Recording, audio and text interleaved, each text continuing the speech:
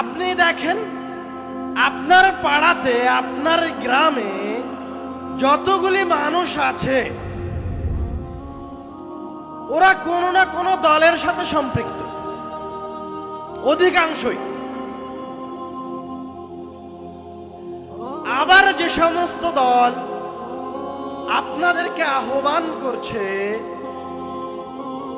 ওরা আহ্বান করার সময় বলছে অমুক দলের ছায়াতলে অবস্থান গ্রহণ করো, দ্রুত সহজে জান্নাতে যাওয়া যাবে।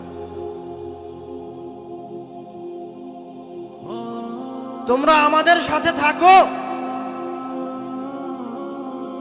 আমাদের সাথে থাকলে তোমাদের ইহকালীন জীবন সহজ হয়ে যাবে।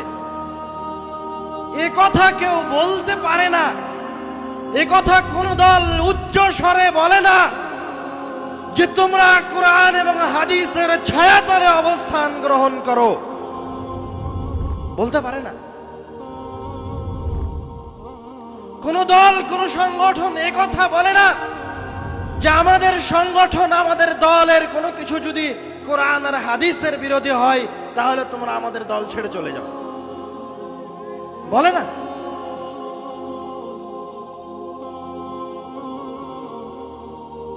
কেউ আপনাদেরকে দ্রুত কোরআনুল কারীমের দিকে নিয়ে আসে না।